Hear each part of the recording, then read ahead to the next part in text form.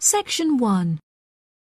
You will hear a conversation between two students talking about driving lessons. First, you have some time to look at questions 1 to 5.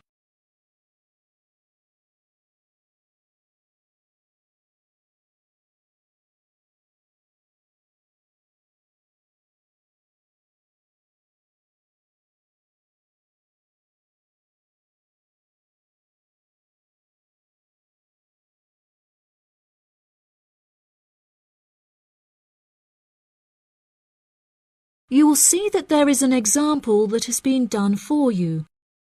On this occasion only, the conversation relating to this will be played first. Hi, Zach. I heard you passed your driving test. Congratulations. Thanks, Olivia. I passed just last week. It feels great to be independent and driving on my own. I really want to take driving lessons, but I haven't been able to find a driving school that will give lessons during the weekends, so that I don't have to miss any classes at college. The woman wants to take driving lessons during the weekends, so weekends has been written in the space. Now we shall begin. You should answer the questions as you listen, because you will not hear the recording a second time. Listen carefully and answer questions 1 to 5. Hi, Zach. I heard you passed your driving test. Congratulations. Thanks, Olivia. I passed just last week. It feels great to be independent and driving on my own. I really want to take driving lessons, but I haven't been able to find a driving school that will give lessons during the weekends, so that I don't have to miss any classes at college. The driving school that I used was brilliant and really flexible with their teaching hours. It's really close to the school. The address is 67 Kings Road. That's 67 King *S Road. Oh, that's perfect. I don't like the idea of driving around busy streets. Did your teacher make you drive in urban areas, or did he mainly teach you on roads in the countryside? My teacher said that I had to learn on both in order to become a good and experienced driver. We would start in the city centre and then drive north above the city. He sounds like a good teacher. Would you mind giving me his contact details so I can ask him for lessons? Of course. My mother's friend Daniel Smith referred me to him. His name is Alan Sutcliffe. Could you spell the surname, please? Sutcliffe.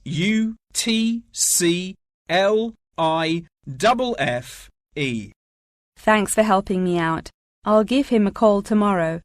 I don't know if I should learn in a manual or automatic car. How do I decide? I wasn't sure which type of car to learn in either. In the end, I chose to learn in a manual car, because once you've learnt how to drive manually, you can drive automatic as well. Most cars on the road are automatic nowadays. OK, I think I'll learn with the manual car too then. Hopefully the teacher will be able to give me lessons in the evenings after school. It would be much better if you take the lessons during the day. It will be far easier for you to learn when there is enough daylight to clearly see everything going on around you.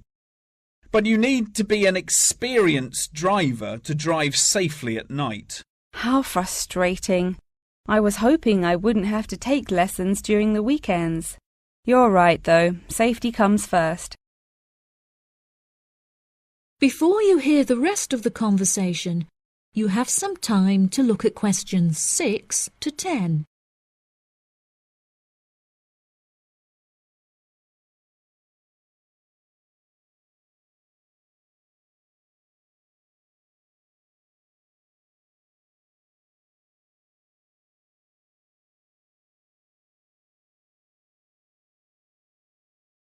Now listen and answer questions 6 to 10. Speaking of safety, you should wait until summer to start learning. It's really difficult and dangerous to drive in the wind and rain as a learner, so you should definitely wait until the weather is sunny and dry. Okay, that's perfect actually. It will give me some time to save up some money to pay for the lessons. Tell me about it. I had to work for months before I had enough money saved up. It was worth all the work when I finally got my driving licence, though. The whole process is so expensive. How much did it cost you in the end? Well, each half-hour lesson cost $30, and then the final test cost $50. In total, it cost me about $300. Gosh, it's pretty expensive. How did you find the test? Was it really difficult? No, it wasn't too bad, and the man was really calm and friendly. I knew that I would have to perform 2 parking manoeuvres during the test, so I practiced them a lot beforehand, and that really helped. The test used to last 40 minutes, but it changed a bit. For the first 20 minutes of the test, he gave me directions, and I had to just drive around, and then the last 10 minutes was for demonstrating the manoeuvres. So the test is 30 minutes in total. Okay, great. I'll remember that. Do you have any more advice? It's really good to practice driving a lot outside of driving lessons as well. Whenever my parents were running errands on the weekends, I would offer to drive them. My driving teacher also told me to buy a notebook to write down everything that I've learnt in it, like a diary. Haha, that sounds boring, but I'll do it if it helps. I found it really useful. Before my test, I read through everything I had written down, and it reminded me of a lot of things that I had forgotten about. It's really helpful for the theory test as well, because there's so much information to remember for it. That's great, Zach. Thanks for your help. No problem. See you at school. Bye. That is the end of section 1. You now have half a minute to check your answers.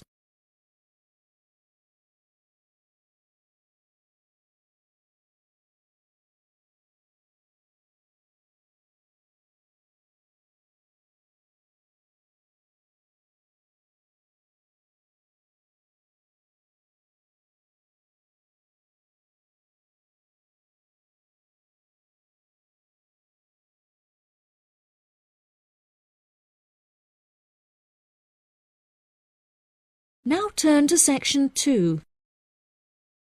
Section 2. You will hear part of a talk about Mount Rushmore given by a tour guide. First, you have some time to look at questions 11 to 15.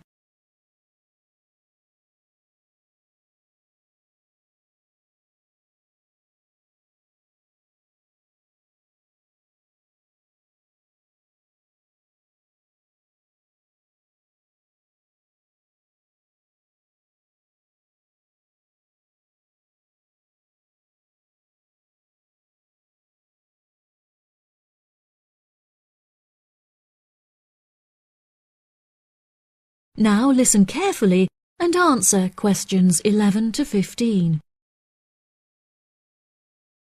Good morning, everybody, and welcome to Mount Rushmore. To start your visit, I'm just going to give you a brief account of the history of the memorial before letting you roam about on your own. I won't keep you long, okay? Mount Rushmore is South Dakota's top tourist attraction and features the heads of 4 United States presidents: George Washington, Thomas Jefferson, Theodore Roosevelt, and Abraham Lincoln. Each head is 18 meters tall, which is taller than the heights of 11 people combined. The sculptor initially wanted to depict the presidents from head to waist, but due to a lack of funding, the construction had to stop before this vision could be realized.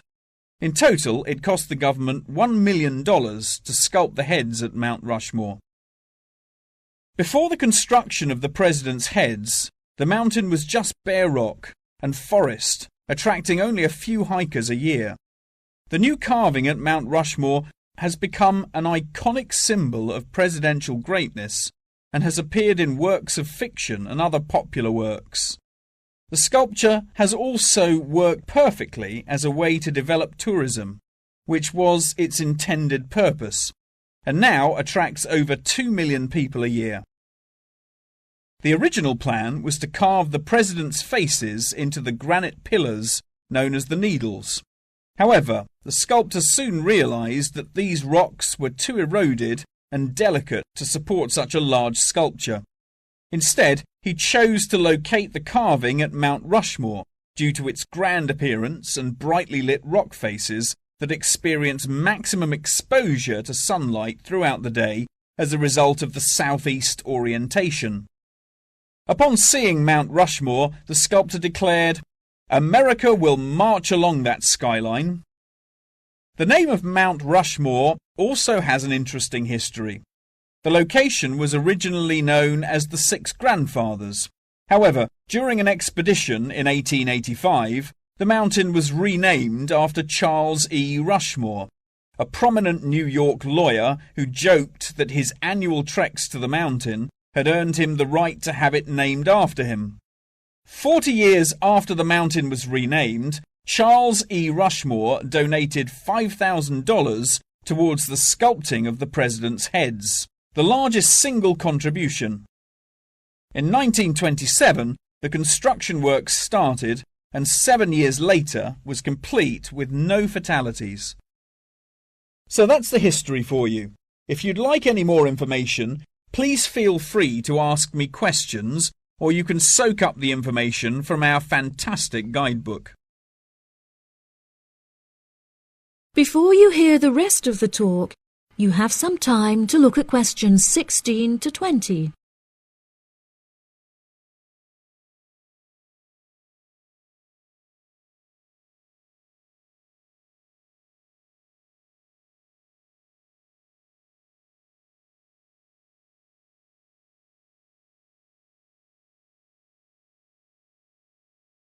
Now listen and answer questions 16 to 20. Now I'm going to give you a plan of the site, and I'd just like to point out where everything is so that you can explore everything for yourself. We're currently standing at the entrance, which is marked with the arrow on the map. If you follow the trail up to our left, you will find the information centre. There's a great photo booth there where you can have your photograph taken with Mount Rushmore in the background for a fee of only $10. What a great souvenir!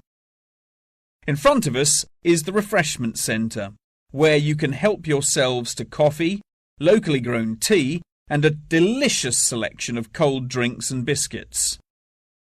Be sure to stay hydrated as it can get really hot up here. To our right, not far up the trail, is the gift shop. Here we sell copies of the guidebook, and it's also the perfect place to pick up some small souvenirs for yourself, your family and friends. Now, further up the trail, behind the gift shop, is a big stone building with a workshop. This is where all of our souvenirs are made by hand, which you can purchase in the gift shop, like I said before. Some are even carved from pieces of rock taken from Mount Rushmore itself. If you carry on walking up the trail past the workshop, you'll find our state-of-the-art visitor centre, where you can find maps of the walking trails here at Mount Rushmore. Now for the real treat. After you have walked past the visitor centre, you can follow the trail up to the left, which will take you to our wooden shelter. From here you will have the best view of Mount Rushmore that there is, an experience not be forgotten. Right, if anyone wants a guided tour, then I'm starting at the information centre. If you'd like to follow me, this way please. That is the end of section 2. You now have half a minute to check your answers.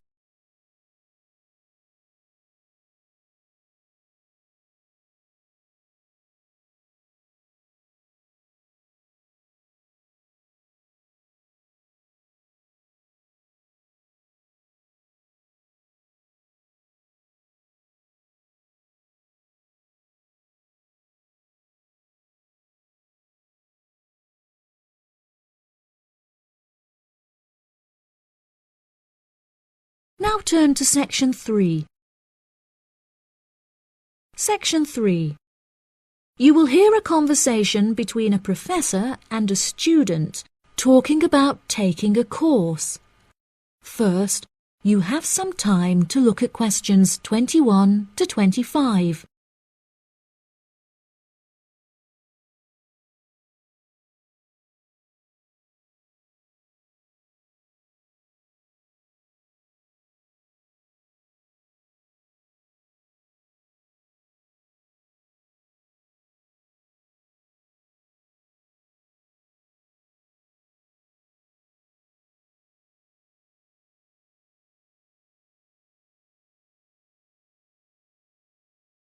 Now listen carefully and answer questions 21 to 25. Excuse me, Dr. Twain. May I speak with you for a minute? Of course, please come in. I'm Charlotte York. I'm considering taking your course in tourism. Right. Well, Charlotte, how can I help you? I have been considering studying tourism. However, it is such an important decision that I would like to seek some advice about it first. Would you mind answering some of my questions? Absolutely. Fire away. Well, I have been discussing courses with my parents, and they are concerned that I will not be able to get a well-paid job with a degree in tourism. The reason that I want to study the course is that I have a great interest in the subject, and I think I would really enjoy it. I believe the only way that I will enjoy my life is if I enjoy my career. Happiness is far more important than money, don't you think? Absolutely. I would much rather be happy and poor rather than rich and miserable. Money cannot buy you happiness. I'm glad you agree. You needn't worry about money, Charlotte. A large part of the tourism course is dedicated to teaching students how to manage finances, a skill that you can apply to your everyday life as well. I would also recommend that you take a sideline course in time management, as this can be incredibly useful in efficiently planning your workload. Efficiency is the key to success. I'll remember that.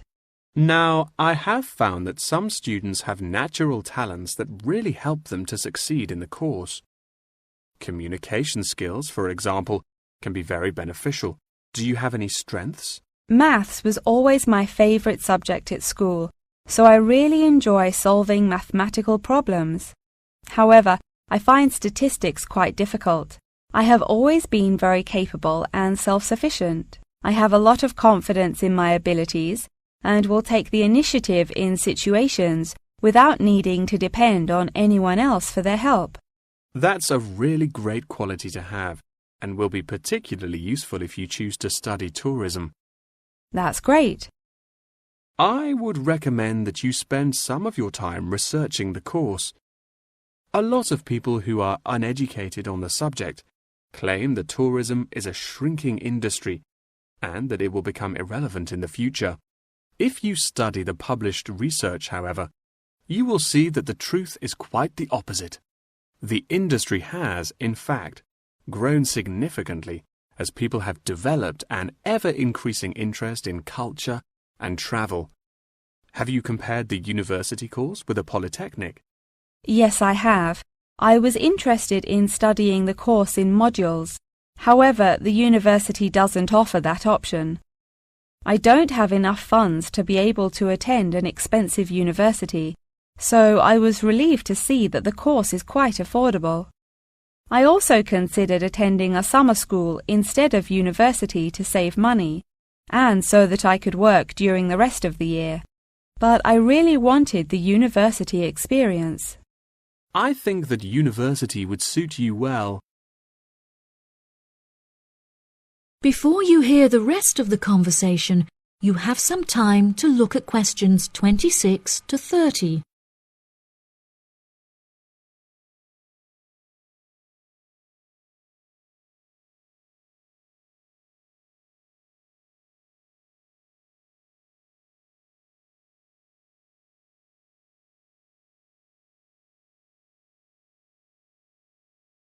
Now listen and answer questions 26 to 30. Now, what about the courses? Are you interested in any of the other subjects on offer? I have looked at a few. I was interested in travel and business as it sounds similar to tourism. That is really worth learning. However, be aware that it is difficult and will demand a lot of your time. Okay, that's good to know. You might find that Japanese is an interesting course and it will teach you valuable skills in speaking the language. Personally, it's not bad and could be of some help, but not that much. Okay, Japanese. Got that. What about medical care? Well, if you have time, the course will teach you a lot about curing diseases and illnesses or dealing with injuries outside, although it's not essential. So, okay, if it's useful, I'll take it. If you enjoy using technology and are worried about fulfilling the entry requirements, computing is very relaxed about the skills that applicants must possess. I'm terrible with computers, so I'm not sure that I would enjoy that course. How about public relations? Yes, I would recommend that course. It would be related to entering the tourism industry, as it will educate you on how to approach clients and develop associations with them. That's great. Thank you so much for your help. That is the end of section 3. You now have half a minute to check your answers.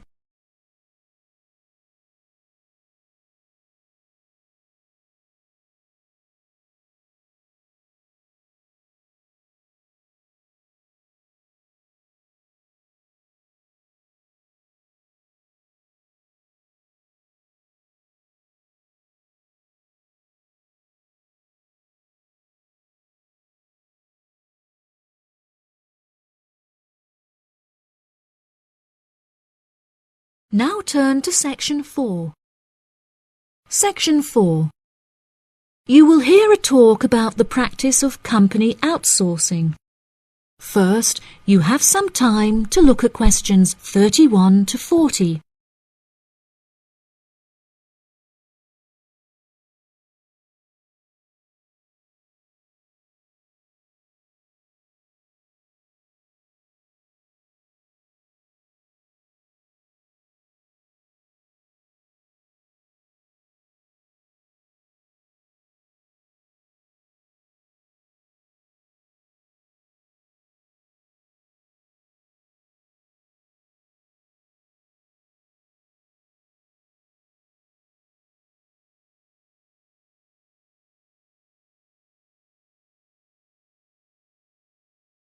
Now listen carefully and answer questions 31 to 40. Welcome, class, to your very first lecture in this series on business in the modern world, conducted by myself, Dr. Toby Bennett. Today, we will be looking into the practice of company outsourcing, using TCP technologies as a case study. Now, for those of you who are unfamiliar with this practice, I will give you a summative definition. Company outsourcing involves the contracting of various business activities by one company to another. This practice will sometimes occur from a Western company to a party based in a third world country, the rationale being to make significant financial savings on lower international labour rates and to potentially increase quality. Now, our case study for today is TCP Technologies, a party located in India that receives outsourced tasks from Western companies. The manager of TCP Technologies is a man called Manjeet Khanna, who has personally developed a series of aims and philosophies by which the company is expected to operate. He claims that the most important of these philosophies is to create a workplace where each individual member has the opportunity to contribute their opinion to the operations of the company. That is to say that he found it important to develop a democratic environment. As a means of ensuring quality from every individual at TCP Technologies, a grading system has been developed that encourages an ethos of hard work and recognizes accomplishment. This grading of individuals is based upon a series of factors such as turnover, hours worked, and efficiency. Every month, Kana publishes the grades on an internal website, where staff can access not only their own grades, but also compare it to others.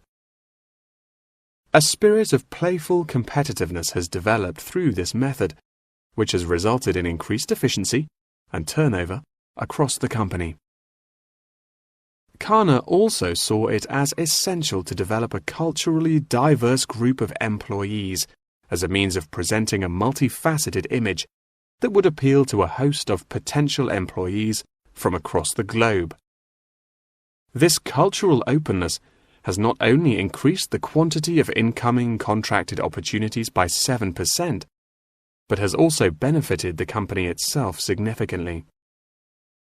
A level of transparency now exists that had not before been apparent. According to questionnaires carried out recently, these newly introduced measures have significantly increased the rate of staff satisfaction, which has subsequently led to an increase of 32% in the company's income. These figures are truly admirable and serve as a testament to the measures that Kana has introduced to the workplace at TCP Technologies. In a recent interview published by The Economist, he declared, "The figures speak for themselves. My system works." When asked if he had any advice for companies on methods they could employ to streamline workflow and increase turnover, he replied, "It's simple, really. A company must see itself not as one entity comprised of nameless components, but instead as a living organism composed of cells, each one essential to the functioning of the whole. I suggest that the motto by which your management operates will be Employee First."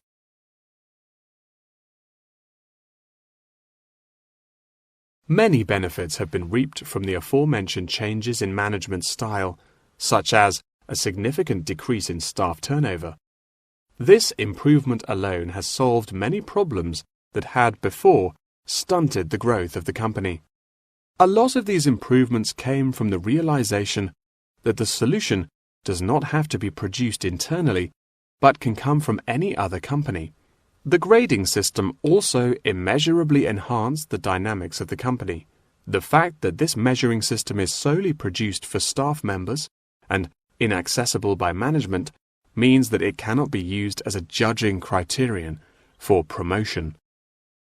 It has proven itself a relaxed and informal means of stimulating workflow.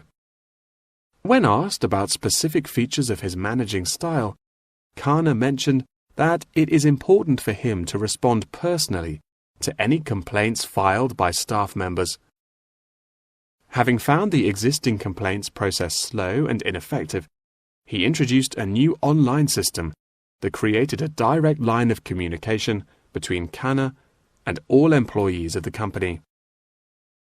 The complaint form, dubbed by Kana as a ticket, eradicates the middleman, is easily accessible to all employees online, and has an interface that can be instinctively navigated. Any staff-related complaint, such as those relating to air conditioning and food quality, can be submitted directly to Kana via this online system. Entitlement to vacation is also a popular issue discussed through this forum. The main benefit of using this system is that staff must include their personal details on the ticket before they are able to submit it. In the past, anonymous complaints had been the root of much confusion and caused many wasted work hours, so the new system has put a ban on this form of complaint. That wraps up the lecture for today. Please remember that attendance is mandatory. That is the end of section 4. You now have half a minute to check your answers.